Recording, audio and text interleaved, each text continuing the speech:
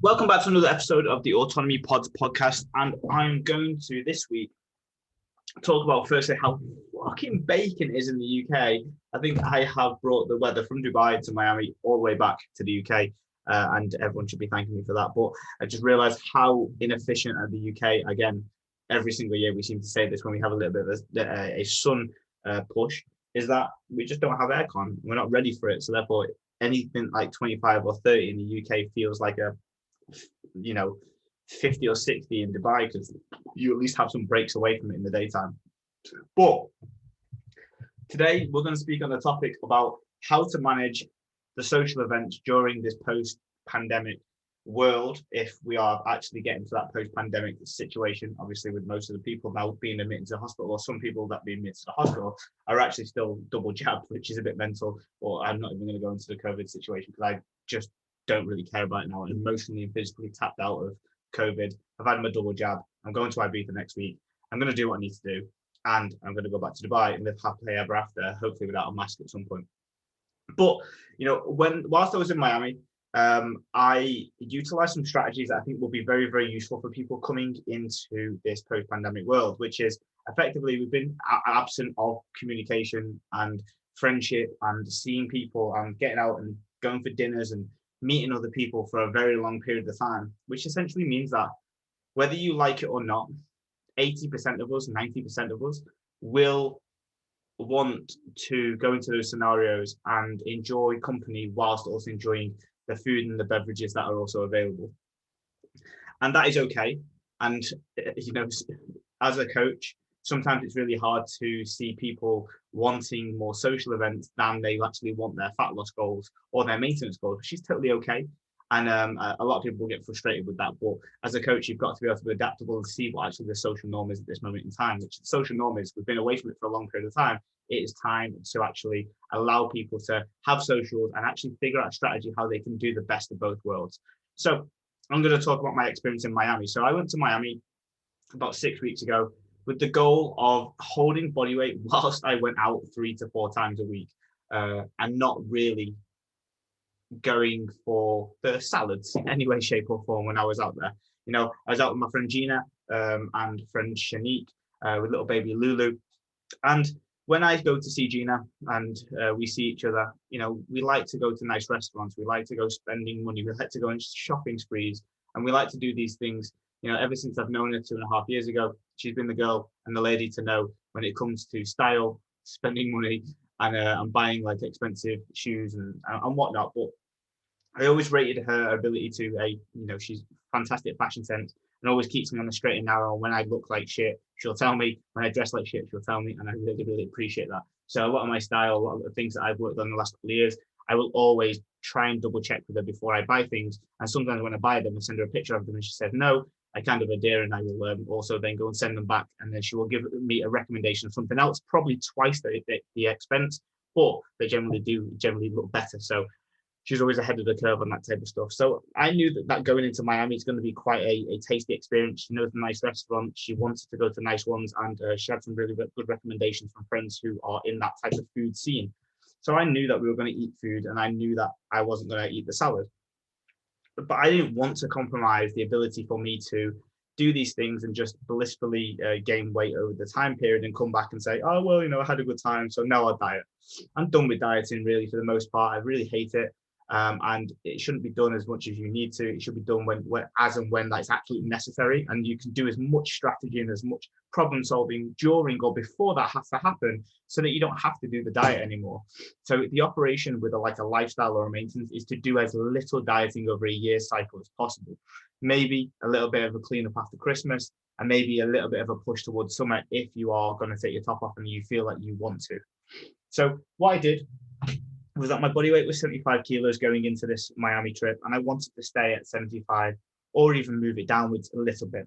So over the course of the 6 weeks, I actually got down to 73.5, and it hovered between 73 to 75 over the course of the 6 weeks. Some weeks where we only went out 3 times a week, or I was super eating the strategy that I'm going to speak about.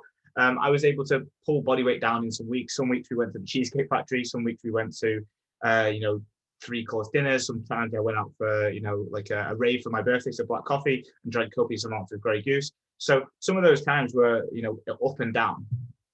So the reality is, and I'm using this with a lot of clients at this moment in time, when we know that the social events are the most important thing outside of your fat loss. So you're going to go and drink anyway, you're going to go and eat anyway. So why don't we actually understand that and go and put something in place to navigate that? So in order to balance calories, it's very, very simple. If you take a lot out at the beginning of the week, you have to not consume much for the rest of the week.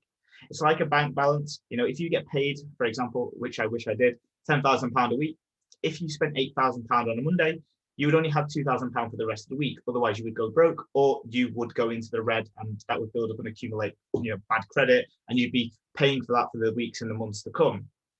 So the operation in any type of scenario like this, and most scenarios overall, if you want to maintain your body weight forever, is going to be the balancing of the books.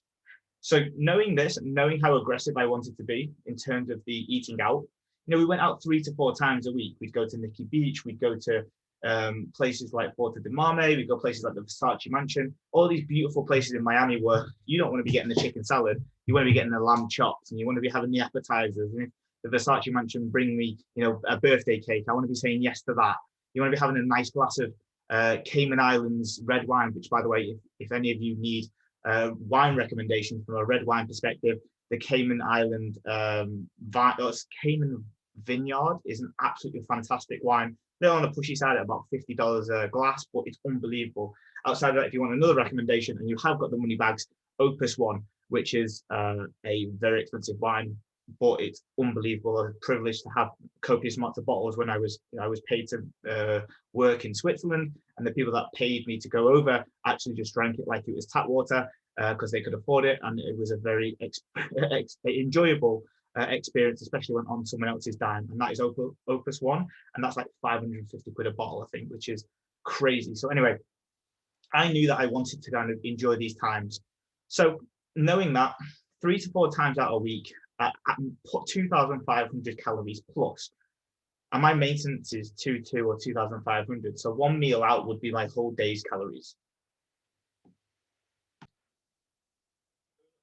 Get it sorted and spot on. That's how you need to treat it, like a bank balance. So I knew that I was going to be able to do 2,500 plus calories on a day-to-day basis. It could even be 4, based on if you had some food beforehand, like 1,000 calories, then you went out and had 3 courses plus a glass of wine. You're looking at 3,000 to 4,000, depending on what type of food is.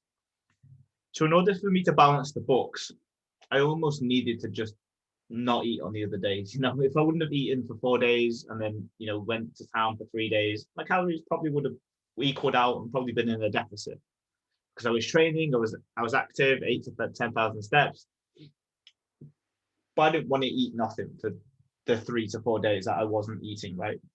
So what do you eat when you're trying to go out 3 or 4 times a week on the other 3 to 4 days? And it's really simple, is that firstly, you have to accept that you've chosen to go out 3 to 4 days a week, and you've chosen to eat and not make better or lower calorie choices in those social scenarios, which I did. I didn't want to eat the lower calorie option. I wanted to eat the thing that I wanted on the menu as opposed to the lowest calorie. So the way I set it up was I ate about 1,200 calories. I'd done that before. It's relatively easy when you use high volume food sources. So I'd have my always coconut or cappuccino in the morning, 80 to 100 calories, depending on how much milk I use. But generally for now, I almost like go 3/4 black coffee and then just basically some foam at the top, which is kind of what I love to do. And then I would do post-workout oats. So I'd have 200 calories of oats. So that's 2 sachets for the lazy people like me who use Quakers. And then 1 scoop of whey, which is about 110 calories. With a bit of salt on top, unbelievable, especially if you make the whey protein into a little like sludge before you pour it over the top of the oats. That's really how you get the oats game really on point. So you're at 300 calories and you're at 10 or 11 o'clock in the daytime. So then your next meal is at 4 o'clock. And at that point, you just have 1 chicken breast or 150 grams of chicken and 150 grams, 200 grams of veggies. What I would do, and in this scenario, Gina introduced me to the air fryer, which is an absolute godsend. I've now got one in my own apartment. You would just put, a chicken breast and veggies in the air fryer for 20 minutes, and it'll be done. Come out crispy, come out lovely. Bit of seasoning on top, bit of tomato ketchup, done. You look at another 300 calories, 400 calories there, depending on how much chicken you use and how much veggies you utilize.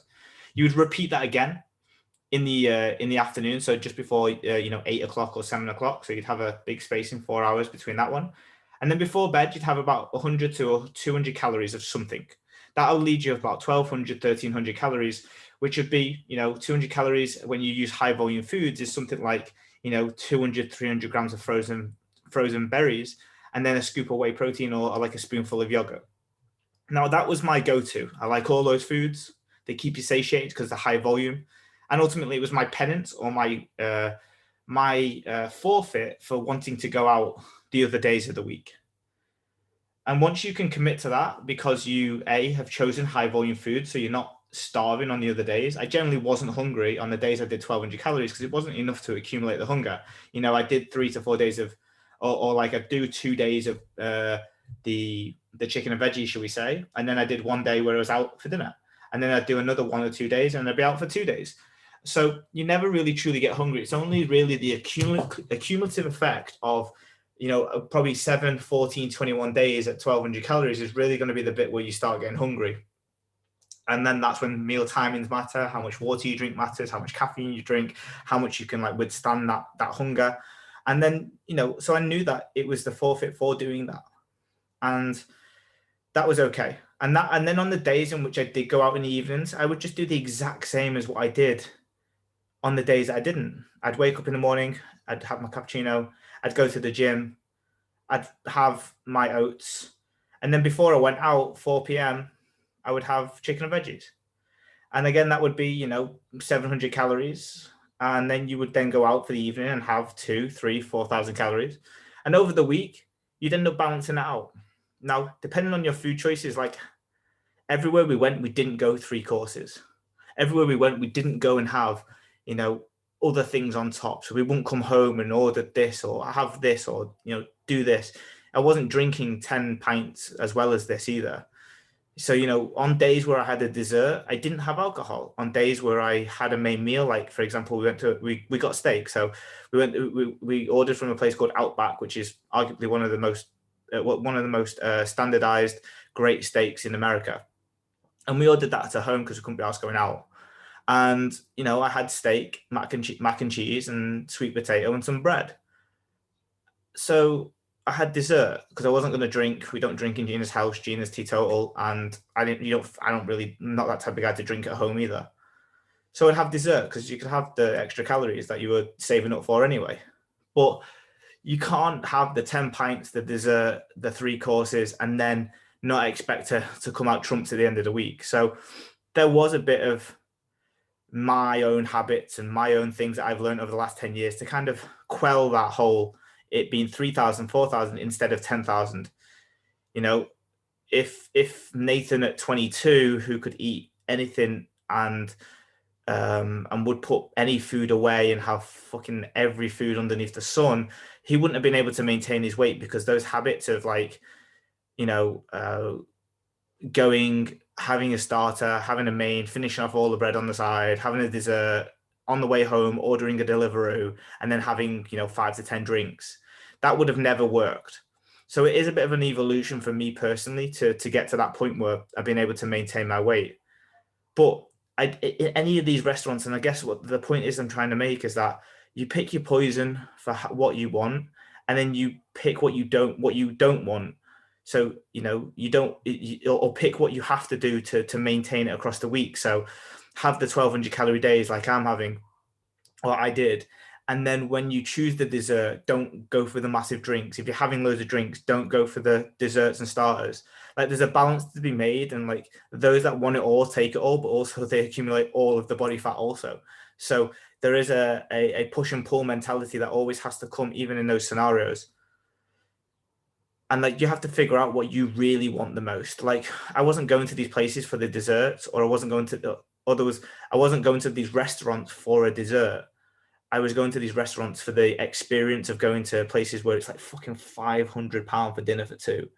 And like you get shown around the fish that are on the ice on the side of the restaurant, that they tell you about all of these different fish that they catch from different areas and how they're going to grill it. Do you want it ceviche? Do you want it like sushi? Do you want it grilled? Do you want it however you want it, pan fried, what do you want it with? Like all of these experiences that came with it. So enjoying that experience was a big thing for me, and being able to do that, and that wasn't just like, okay, now that I'm here, let me just let myself loose and go for all the desserts. It was a case of what experience do I want to experience, and then what can I take out to balance that off? Because if you have that experience of the fish and the dessert and the lovely ambiance and the experience, in my opinion, you're just going to ruin it if you get shit faced anyway. So I wouldn't want to do that.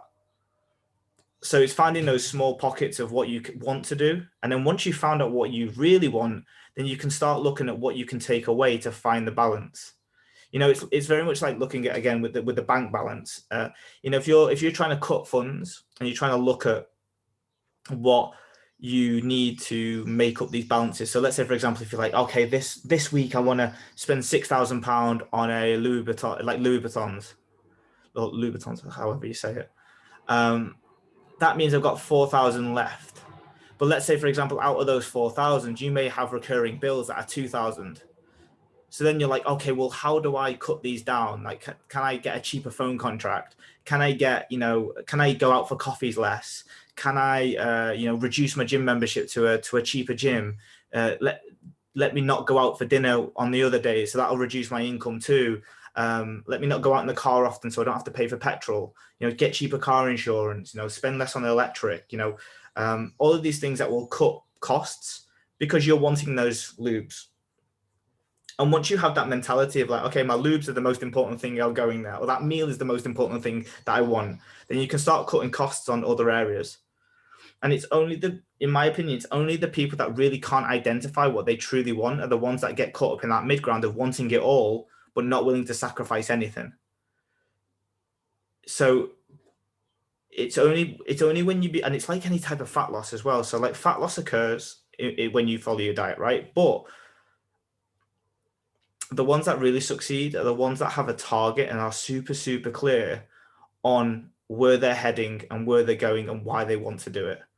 And it's really why when we're with Autonomy is that every single person that comes on board has a call with their coach at the beginning to identify what their tangible target is. What are we aiming for? Why is it important to you? Why is that important to you? And how we're going to do it? And what's the objections in our way?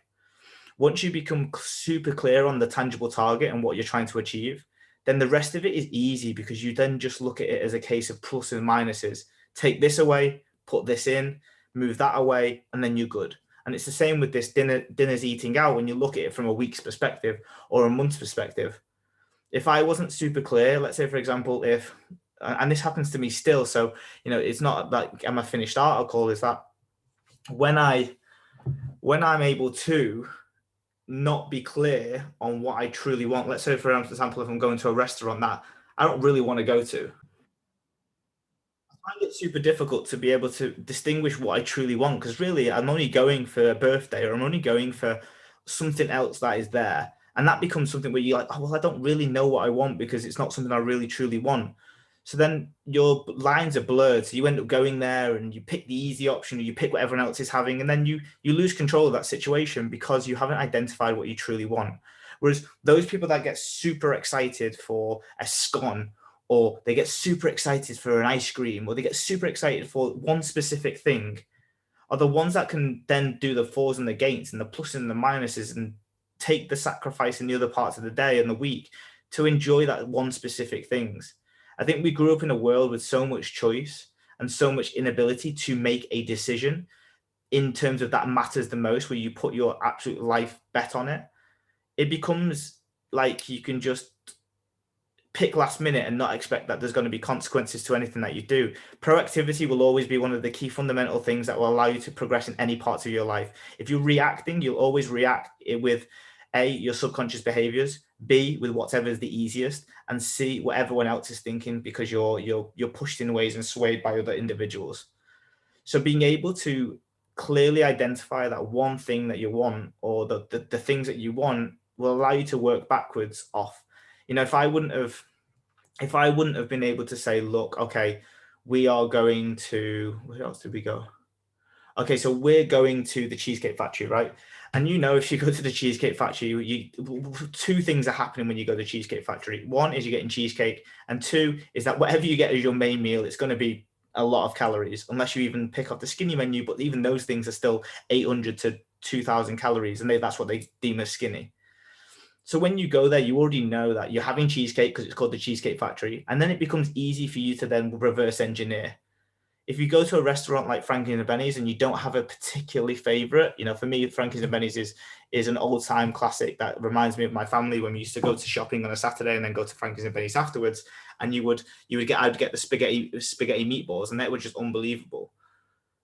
But I can imagine if you go to these places like with no particular affiliations or no particularly flavors of, I can't wait to have that specific thing. You just end up going to Pizza Express, or you end up going to Zizzi's or Las Iguanas and just being like, okay, I'll pick off the menu. And you don't get to be that proactive and then reverse engineer type of individual.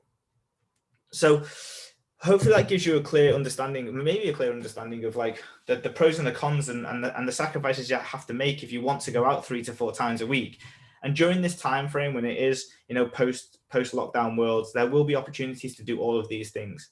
And even if you think you're probably going out for one drink, you have to be super aware that, how many times have you ever been out just for one drink? And when have you ever just been out for just a main? Like, especially, I deal a lot with the South Asian community.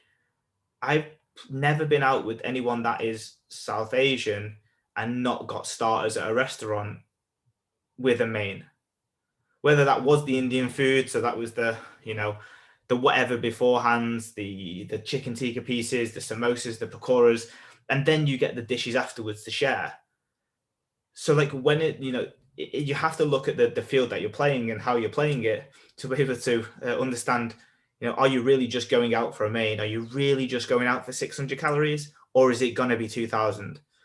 And then once you become aware and you become real with the situation, then that's when you start having to do the plus and the minuses. And those that keep in shape long term already are aware of the pluses and minuses before other people even think about it. So they think, oh, we're going to a restaurant tonight, so therefore I'll do X, Y, and Z. For some of you who listen to this have been in shape for your whole life, and maybe you've been brought up with specific habits that have now transcended into your adult life, you've probably done that subconsciously already. There are people that subconsciously skip breakfast when and eat a really light lunch when they're going out for dinner in the evening, and then they'll skip breakfast the day after. Subconsciously, it's not a thought process, it's not a choice, it's just simply what they do because that's what they do. And that's identity, habits, and then their childhood, their actions when they were between the ages of probably 14 and 21 really coming into play.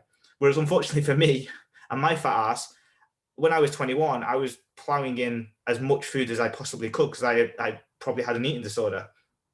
And when I was 14, every time an opportunity I got, I would be eating. So I can't rely on my habits to get me through because they were absolutely woeful. And if I did rely on my habits, that subconscious behavior, I bet you bottom dollar I was getting the biggest dessert, the biggest main, and I was getting a starter too, and then probably finishing off other people's foods. So if you come from an identity of like not particularly great habits between the ages of 10 and 20, we can't really rely on them because they suck. And you have to be aware of that, whether it's from the different communities, the different cultures, or just generally your eating habits from your family that have passed up the generations, or what you learned in university, or maybe you tried a diet that didn't go too well and then you just ended up eating everything that turned into more of a habitual basis. There's so many things that we have to consider when it comes to being more aware about and being more proactive about our choices. Now, there are so many other ways that you can navigate these social scenarios. And this is one for someone that may be just not wanting to compromise at all. And that's okay. If you're not wanting to compromise, then this is the type of stuff that you have to do to balance your books. And if you're not willing to do it, then, well, you're not willing to reap the rewards of maintenance. You're not willing to reap the rewards of maybe even dropping body fat over that course of that month like I did. Because whatever you give, you have to take, and what must come up must go down. And you have to balance out to be able to create that equilibrium, which is inadvertently called maintenance. And if you want to go up by 10, you also then have to be prepared to go down by 10. So therefore, you have to play the game.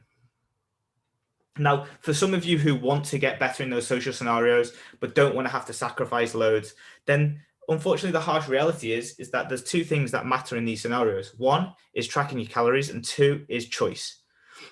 If you make a better decision and a lower calorie option, you have to give up less in other scenarios. Bring it back to that analogy before. If you don't buy the Louis Vuittons or Louboutins, I can't say that word. Gina's going to kill me when she listens to this. When you buy these Louboutins, but you buy the Calvin Kleins instead, or you go to George and you buy the £20 flip flops, then you're actually in a different scenario. You've got plenty of calories to play with. You've got plenty of money to play with. So therefore, the sacrifices that you have to make are very, very minimal, and even they probably have a benefit to the other things that you want to do. So choice is a wonderful thing, but it also requires a tracking element, because even if you want to make a choice, you have to make sure that choice is within the calorie ranges that you want it to. That whole way that I spoke about from a Miami perspective, I didn't track calories on days that I ate over because I wanted to enjoy those meals. I didn't want to care. Whereas if you're wanting to find the mid ground between not sacrificing too much, but then also then having a nice time within reason, within your calorie budget per se, you have to be a lot more fine tuned within both days. So for example, if your day to day is the days where you're not going out are 16, 1700, then you're going to have to manage those effectively. But equally, on the days when you go out, you also need to make choices that represent 2,500 calories or whatever it works out to be. And then you'll have to do some digging and understanding on what actually constitutes that choice. You know, what is 1,000 calories on my plate when I go out to a restaurant? What is, you know, what are the calories in the alcohol, or what is the calories in that cookie dough that we're sharing for dessert? And it requires a lot more nuance. Like moderation requires education, nuance, and also then choice. So once you want to find this middle ground, this is when you have to do most of the work. And those that don't want to sacrifice will have to work harder in those more liberal times when out at a restaurant to make a better choice in order for them to balance their calories. And you have to then, in this sense, you have to change habitual pattern. There are probably categories of people that they would classify themselves as when they go out for dinner. You've got the always on a diet person who then chooses the lowest calorie option because they're either thinking that they're on a diet or that's what they do. They choose the lowest calorie option because it makes them feel great. Then you're on the other end of the spectrum, you've got the big eater, or the one that has that identity of like, I'm picking this or I'm having this many beers, which is a real thing. And I had it for a long period of time. Like I tell the story about how, you know, when I was 14 and I had cousins that were 18, 21 and 19, and we'd go to Pizza Express and we'd try and challenge each other to eat as much pizza as we could. And throughout that process of doing that and over years, I identified as this big eater where, you know, for weeks and weeks, I would then go and search out these eating challenges, or I'd make sure that at a dinner table that I was eating the biggest thing on the menu compared to other people. And that's just how I was. I thought I was a big eater. I thought I was this lad who, you know, trained hard and ate hard, those type of things. Never really worked out for me. I just got fat, to be honest. But then you've got these other people in the middle who don't really know what they are, but they kind of want to make a good decision based on kind of what they enjoy. But then they're also in the back of the mind is potentially, oh, maybe I need to, you know, if I want maintenance, I'm going to have to kind of make a better decision here. And there'll always be habits that are working against you from a cultural perspective, like I spoke about before with the South Asian community. It might be that you were always brought up by your mum to have samosas, or when you do have a samosa, it's not one, it's three, it's four. And that becomes the norm when you're at home, when you're having the traditional Asian food, you're having 3 to 4 samosas because that's what your mum gave you when you were 18, that's what she gave you when you were 14, and that's what she expects you to eat right now. Whereas when you're in this mid-ground, this whole thing where you're not sacrificing a lot, but you're also then wanting to moderate, you're going to have to fight those behaviors, the things that kind of got you in trouble in the first place.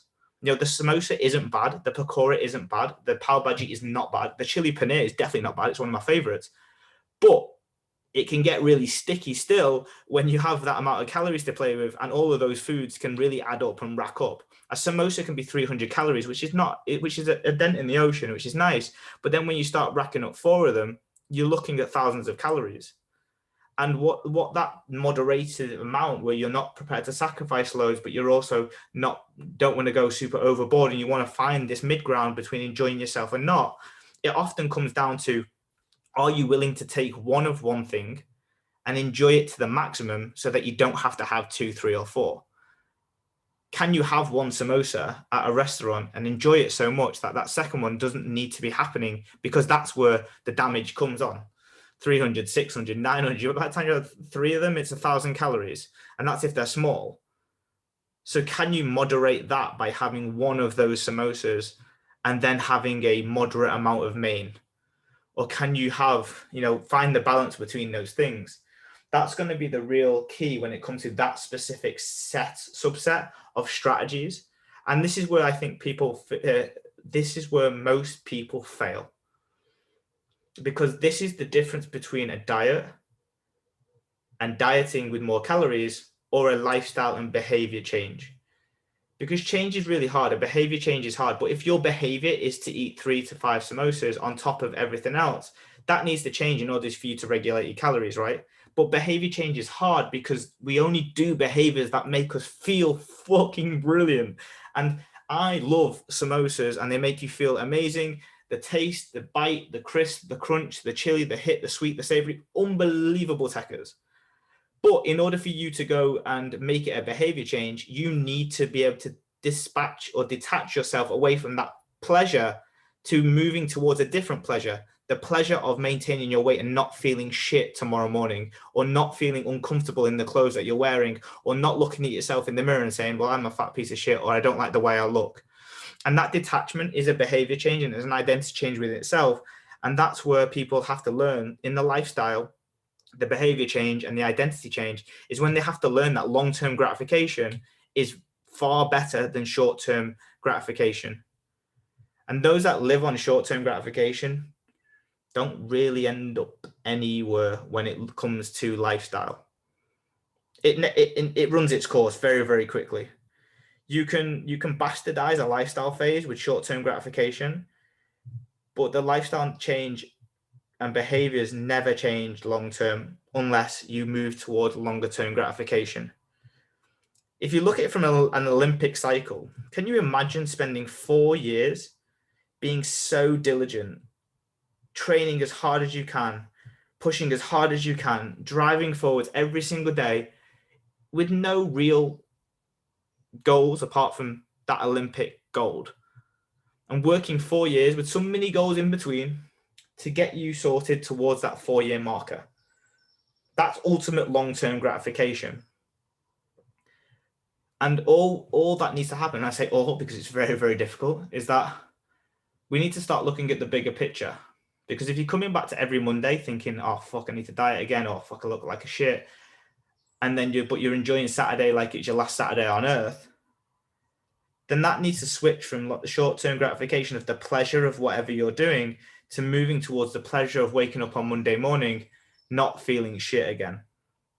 And they're the behaviors and lifestyle changes that will need to happen in order for you to find that moderation. And I know that's a bit of a tangent, but I think it's super, super essential. So bringing it back, because I'm just rambling now, because it's one of my favorite topics, is that you need to choose where you are in the spectrum of like social event behaviors. If you're not prepared to give up the old habits and the way that you drink, eat, or party or celebrate on 3 to 4 days of the week, then you bet your bottom dollar, in order for you to maintain or drop weight, you're going to have to bust your ass on the other days. And it may still not even be enough.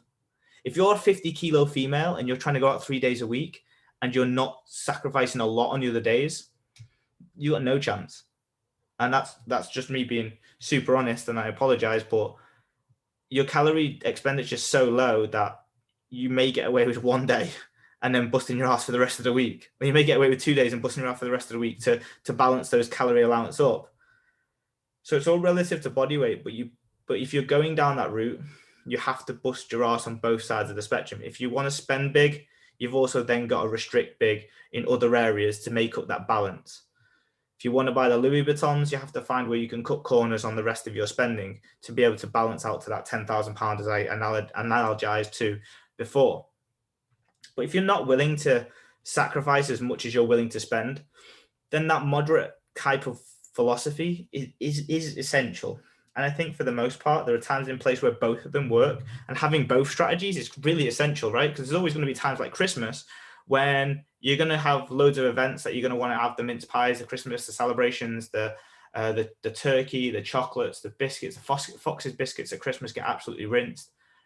But then you also need to have over that time frame where you're probably cutting back. You know, if you want to balance that out, even by balancing out even means up by 1 or 2 kilos. There's plenty of times as an online coach in the last 5 years that I've seen people gain 15 kilos at Christmas very, very quickly. And I don't mean it as like, oh, one person did it. I'm talking like hundreds of people over my time of 10 years in the industry do the same thing every single Christmas. Now I'm going to be good, I'm going to moderate. And then next minute you don't hear from them for 15 days. And next minute they're 15 kilos up. Because that celebrations thing was just too ravenous. But that's where if at Christmas you think, right, we're going to enjoy these days, then you better be picking days around Christmas where you're dieting the hell out of yourself to be able to balance out, you know, if you want to maintain that. You know, and just for a tad bit, so I know it's not Christmas yet, but we'll do a Christmas episode as it comes. But over the Christmas period, I recommend doing these small things. I recommend tracking your calories and managing the moderation between the 1st of December and probably around about the 20th. And then from the 20th to the 24th, I would say that because you're off work and stuff, I would get to the gym as much as possible. And I would go low calories for 4 days. I would then do 24th evening, 25th, 26th, as whatever you kind of want. And then I would do the 27th, 28th, 29th as bit diet days. And then I would do the 30th, 31st, and then back around again as higher days, if you wanted to use that approach. And since encouraging that and since using that, since like I realized that people aren't going to do the whole moderation thing at Christmas because they're just not there yet, is that's worked to maintain people's body weight within like a 1 to 2 kilo range, which is much better than the 10. So there's a bit of a Christmas hack for you. Just remember it now for Christmas. So apart from that, guys, hopefully that was insightful and useful, and some of you guys are still listening. So have a lovely day, guys, and thank you for listening to another episode of the Autonomy Pods podcast.